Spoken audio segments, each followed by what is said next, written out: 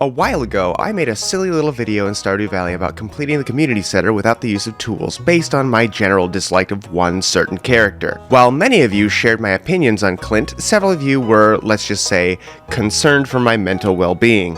I don't get the hate for Clint. Projecting much? Holy sure, I've heard some bad take, narcissistic intros, but you take the cake. Why you sound like you are angry and resentful toward the game? Nobody making you play it. Dude, check your tone. Chill your inner core. You making up about NPC, Clint, in a cute and flexible game and get in so much rage for something you assume about this pile of pixels. Watch your blood pressure, dude, smiley face. And with your concern noted about my mental health, let me tell you about Pierre. Pierre runs the general goods store in Pelican Town. I really don't want to introduce myself, but sure. He has a wife that most likely gave birth to a child from an adulterous affair with a magic man. He's currently being run out of business by the local Joja Mart. His daughter hates him, and he deserves every aspect of negative karma that comes his way. In a regular playthrough of Stardew Valley, you'll more than likely use this chest for the majority of your shipping, where Pierre takes your hard work and sells it in his store. While I am not exactly against small forms of capitalism, and in fact urge each and every one of you to support your local stores, even if it means paying an extra $1 for that item you could have gotten at your local big box store for slightly cheaper, what Pierre does is one of the worst things that any small business owners can do. He takes credit for other people's hard work. After selling your goods from your farm for a while, you'll just be walking around town, giving gifts, saying hi to the townsfolk, trying to make friends, when one of them will say something like, I bought the most delicious eggs from Pierre's the other day. He said he found it while on a walk through the woods. Isn't that amazing? Isn't that amazing? Isn't that amazing? Isn't that amazing? Hey Pierre, those eggs I got the other day were the best. Who's your new supplier? Alas, 'twas no supplier who supplied those eggs to my humble store, but myself. 'Twas but a fortnight ago. I was on my nightly sojourn through the woods when I happened upon a path that had none seen before. Feeling the call of adventure fall upon my breast, I journeyed upon it, only to find a mountain path, scaling its way up the rock face up into the moonlit sky.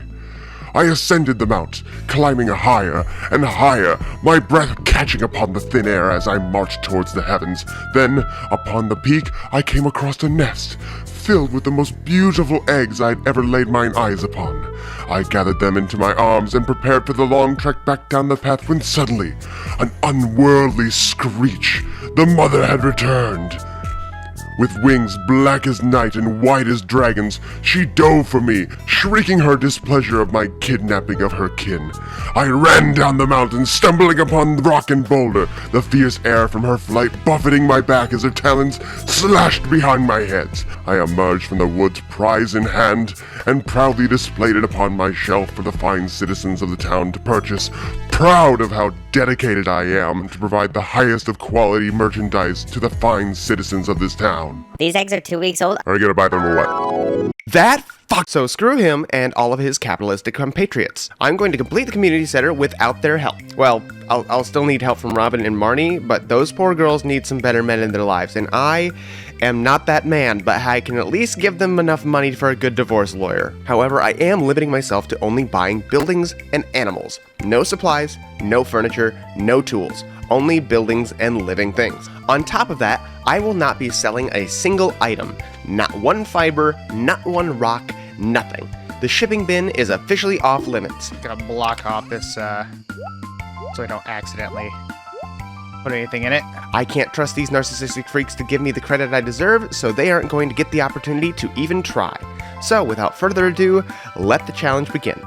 I started the day like any other day, dead grandpa, plot of land, see the new chickens, you know, the works. But before we get too far into this challenge, pop quiz. What is the minimum amount of money needed to complete the community center? Let's take it room by room, starting with the obvious ones. The entire crafts room is completed by picking up garbage from the floor, so that can be done for free. The boiler room gets everything from the mines, so that's free. The vault will cost you a total of 42,500 G, so that's a good starting point. The fish tank is almost completely free as you get free fishing rod from Willy, meaning that the only thing you need to actually pay for is a 500 G bus ride into the desert for the sandfish, which just leaves the bulletin board and the pantry. Now, most people would just buy the seeds and be done with it, but thanks to update 1.6 and the mixed flower seeds, every single seed is available in-game for free, either as a drop from a monster, loot from a treasure chest in the skull caverns, or a random chance of sprouting when you plant some mixed seeds. Meaning all you have to purchase, assuming that you started with the meadow farm that comes with 2 free chickens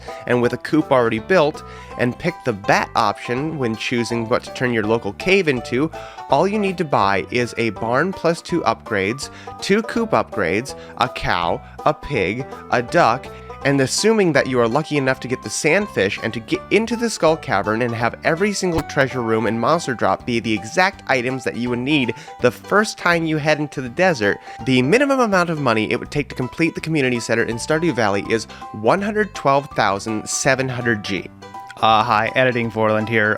It's not the number. That's the wrong number. The real number is 134,700. I have no idea what calculator I was using when I first did these calculations, but I've done them about 9 times while editing this, and I was completely wrong when I was writing the script, so this has done nothing but prove that I am very bad at math. Hitting this number, however, is about the same odds as God throwing a single grain of sand into the ocean and me finding it on my first try. I am going to need a lot of money, and how am I going to get that money? Well, by completing requests in the town square. Every morning I looked on the board and hoped for some little yellow exclamation point to be there. It didn't matter how small the request was. On days I didn't have quests to do, I gave gifts to all the villagers, increasing my friendship level enough for them to start mailing gifts to me, which I, in turn, gave to other people in order to befriend them. Just one big white elephant party in this town. Also, one of the funniest things about this friendship mechanic and like mailing good stuff, if you're friends with Pierre, which I ended up being just because I was filling out so many requests, don't judge me, I was desperate, he'll just pay you money due to his quote-unquote rebate policy, even if you've never actually paid him a single dime. He'll literally pay you not to use his store. It's great. Or a tax fraud scheme, I'm not sure yet. Now, while writing the script, I have actually struggled how to structure this video. I debated on telling it chronologically by sewing together a dashing tale of hardship and woe that ends in triumph, but that would be lying. This video really didn't happen in order. I was kind of working what I could at the time. Plus, if you're watching this video, you've already played Stardew Valley before. You know how to get every item. Some of them are probably have better methods than what I was using, so there's no real reason for me to tell you where the fiddlehead fern grows or how to get gold star crops. This wasn't a hard challenge in the way that Doom's hardest difficulty is a hard challenge. This was a hard challenge in the same way grinding to get every shiny Pokemon in the Pokedex is. Long, tedious, miserable, and worst of all, boring. I have hours upon hours of footage of just me doing the same thing over and over and over again without saying a single word. I watched so many YouTube documentaries and RuneScape challenges. By the way, check out Josh Isn't Gaming. I thought I knew the pain of a grind, but that guy is built different, and watching it back, it's just terrible. Just this challenge, just don't do it. Don't do this challenge for your own sanity. Like, it almost broke me. So instead, we're going to pretend it's 2011 and make a top 10 list, or should I say a bottom 10 list, of the 10 worst items to get while running this unique rule set that I set for myself. All fruit. Fruit isn't hard to come by. If you don't want to waste the space growing trees, you can just ask Darius to attract bats into the little cave on your farm, and occasionally they'll drop fruit on the floor for you to find. It may take a couple years, but this is an easy and passive way to fill out all those orders of fruit in the community center. The only real problem I had was with Darius himself. He'll only ask you about your cave once you've hit a total earnings of 25,000 G. Which, as I was earning my way to that through the kindness of strangers, took me well into the fall of year 1 to accumulate. I thought I actually bugged it until I actually looked up when he would ask me, because it was getting pretty late into the year. I'm like, well, he hasn't asked me yet, did I screw something up? So, no! The pufferfish. The pufferfish is already a pain to catch in a regular playthrough. The difference here is that I couldn't buy a fancy rod or bobbers in order to make catching it any easier, relying only on the basic fishing pole that Willie gave me at the start of the game. Not exactly a hard item to check off the list, but it took a few days of missing them and leveling up my fishing enough to actually land one. The eel. Basically the same as the pufferfish, but these guys only come out in the rain. And every time it rained and they were available to catch, I was already on a quest to fill out some big ticket item from the request board. It's raining and the eels are biting! I don't have time for that! Evelyn is paying top dollar for a diamond to put on her sore elbows. I'll get to him next time. Hey, I need that. 5 gold star pumpkins. You can get a gold star pumpkin with mixed seeds and fertilizer, but they take forever to grow and I had no way to know their quality until I harvested them. Oh my god, finally. I ended up saving a bunch of low quality pumpkins until I leveled up my farming all the way up to level 9 in order to make some seed makers and just planting a bunch of them the next year in order to increase my odds. Not hard, but very annoying when it's halfway through the season and you just know you're going to have to wait another 3.5 months before you can even attempt to check this one off the list. 10 hardwood logs. Hardwood isn't hard to get in a normal playthrough. Upgrade your axe and whack a big old log and they'll drop like candy at a parade. However, with my flimsy starter axe, I could not touch these big old logs. So I had 3 options. 1, a rare drop from crates in the mines. 2, mahogany trees. And 3, build a fish pod and put wood skips in it, which will occasionally give you hardwood logs. So what did I do? All 3, of course. I grabbed a mahogany seed from a slime in the secret woods, I threw a wood skip in a pond to breed. Ironically, it required hardwood logs to level up the pond so it would actually drop hardwood logs, and I broke every crate in the mine I could find for the minute chance of holding the treasure I sought.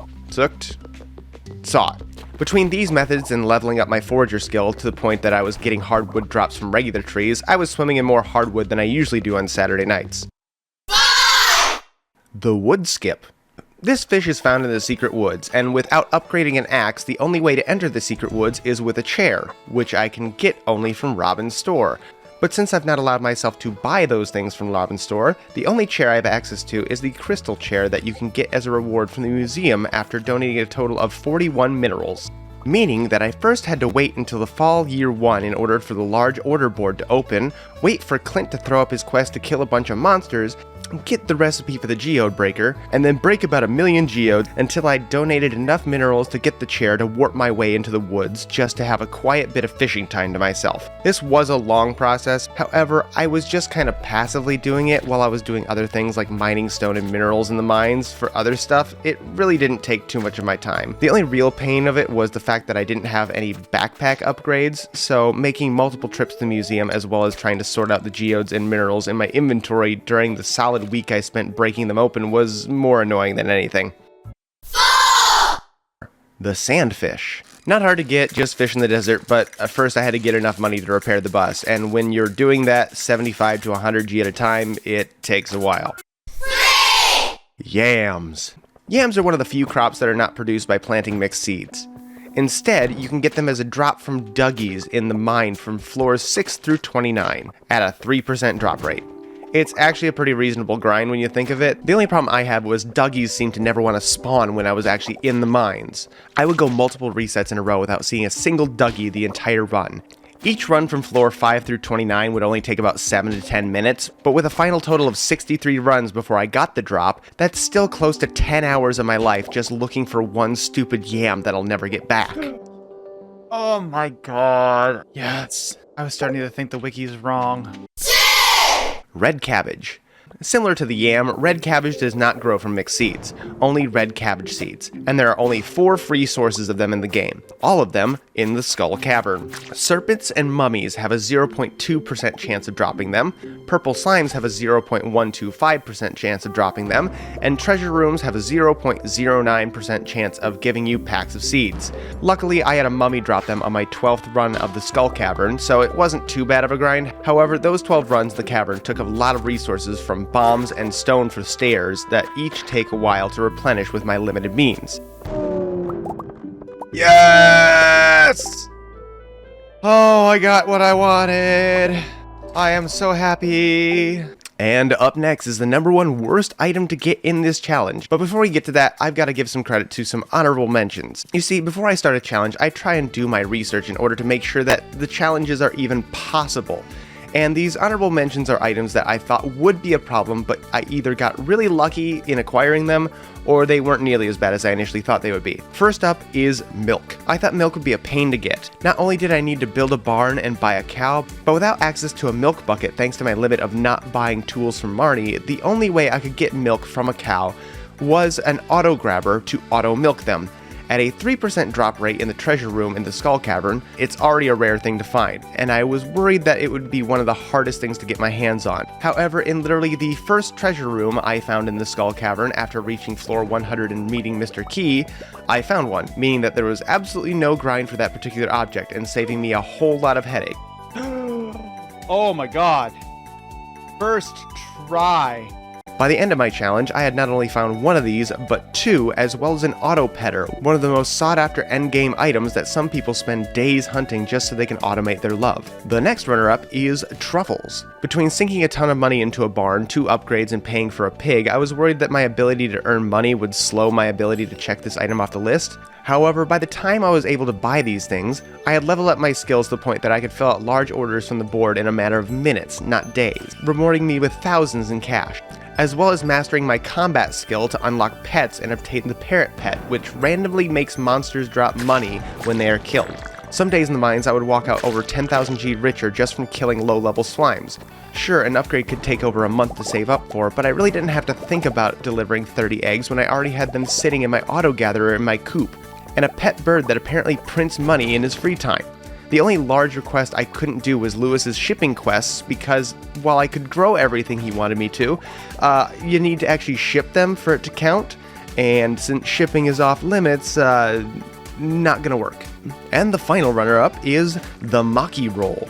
My big worry for this one was that the Queen of Sauce only gives out this recipe on the 21st of summer and again on the 24th as a rerun of her cooking show. And with my forgetful brain, I was worried that I could possibly miss the recipe not once, but multiple years in a row just from pure forgetfulness. And I can't buy the recipe from Gus, cause rules. On top of that, I needed to buy a windmill to mill my rice, and going into this challenge, I wasn't too fond of the idea of needing to buy an entire building that I would only need to use once, and it requires multiple resources, and it would have no real use for the rest of the challenge. Wasn't a fan of that idea. However, I didn't realize that by befriending Linus, he will sometimes gift you a Maki roll in the mail. Ooh. Linus, you just gave me something I really needed. And while the concept of that is just a little concerning, such as the sanitary environment to actually cook that in, as well as how fresh that raw fish is after it's been sitting in a mailbox for a while, it was still good enough to put in a bundle for some forest spirits and wasn't nearly as hard as I was worried it was going to be. And finally, what you've all been waiting for, the number one worst thing to do in this stupid challenge that I made myself do because apparently I hate myself and should probably go to therapy is... It's a tie! There are not 1, not 2, not 4, but 3 items that fall into the number 1 slot of worst item to get. Blueberry seeds, tomato seeds, and green bean starters. None of these crops grow by planting mixed seeds, and so the only non-commercial way to get them is from a treasure room drop in the Skull Cavern at a 0.09% chance. And so that's what I did. 1 down. After filling out every other bundle in the community center, I spent days in the cavern, trolling for treasure and coming up empty-handed. I spent literal full seasons doing nothing but cave dives, searching for these seeds. Dive after dive after dive after dive. Literally, 3/4 of my over 200 hours of footage in this challenge is nothing but bombing the hell out of these caves. Now, I know I said this in my last video. Normally, no sane person would purchase these. And I wish I could say that I only said that in order to farm out comments on that video because, boy did I get a lot of comments on that video. But y'all made a good point that jade makes for some cheap stairs from the desert merchant. However, can't use stores, so thanks for the tip, but useless to me. Want to do a little math with me to see how long it takes in order to get these seeds? Hi, editing me here again. So I just cut out about 5 minutes of this video because I realized that I did the math entirely wrong again because, you know, it's how I do. But anyway, long story short, this entire section has been cut just because the math was totally wrong. Basically, I did this long, boring calculation about how if I wanted to get this challenge completed, it would take me somewhere around the lines of 430 days if I stuck to my current recording schedule of 2 hours a day to complete. And it turns out that I moved a decimal 1 place, and that actual number is actually somewhere closer to about 38 days, which is still entirely too long to commit to, but at the same time, it's a lot shorter than what I made it out in the video. So what happens next would have happened regardless of whether or not I came up with this number, but I just wanted to say that the 400 and some days that I originally calculated is totally wrong, and this is why I do this stuff and not build spaceships, because we would still be grounded if I was in charge of math. Anyway, editing Forland, out. I don't know about you, but I have better things to do. But looking at the mathematics of the grind that has never before been seen by the eyes of gamers that stood before me, I made myself a promise to fulfill the task and complete this challenge. And after only 26 dives in the skull caverns, I gave up. Listen, I may have willpower and stubbornness on my side, but if I ignore my wife for fake internet points and YouTube subscribers for any longer, my next grind will be grinding meat at the local butcher shop for extra cash for a good divorce lawyer. I can say that I have proven that this challenge is possible, but possible in the same way that winning the lottery 5 times is possible. You either gotta be really lucky, or you've gotta put up enough attempts that you're guaranteed for a win. But at that point, is the cost even worth it? I'm lucky to have even hit the odds for one of those seeds in the short amount of time that I was doing this. So instead of suffering any longer, I decided to turn to some spiffing tactics. There's a glitch in the code of Stardew Valley. Every item in the game has a number that corresponds to it, such as Emerald being 60 or Mayor Lewis's lucky purple shorts being 789. And if an NPC happens to say those numbers, then that item will magically spawn into the game. So let's say you name yourself 74 at the start of your game. Make one of the villagers your friend, and when they get close enough to you that they greet you on a first name basis, "Hi Carolyn." Hello. Prismatic Gem. How are you today? Congratulations, you're an instant millionaire. But what if you want to spawn more than one item? Or you've already made your farm, but you need just 1 or 2 more items to finish the museum? Or you just want to cheat a whole bunch of stuff in to make your farm look pretty, but you're not on PC and don't have access to console commands? Well, let me introduce you to the best girl in town, after Leah and Robin, Marnie. Whenever you buy an animal, Marnie will ask you what to name it, and when she does, she will repeat the name back to you. So all you have to do is put in the number of whatever item you're needing, and voila, seeds are yours. Now, just to sleep through a few seasons, wait for them to grow, pop them into place, and one community center is complete, without the use of Pierre. So what did I think of this challenge? It sucked. Sucked. I don't really know what I was thinking with this one. I thought it would be a breeze, just a teeny little AFK adventure, like training agility in a RuneScape, but no! You have to dedicate your entire attention span to these skull cavern runs. I think I proved that this is more than possible to do, but do I recommend it?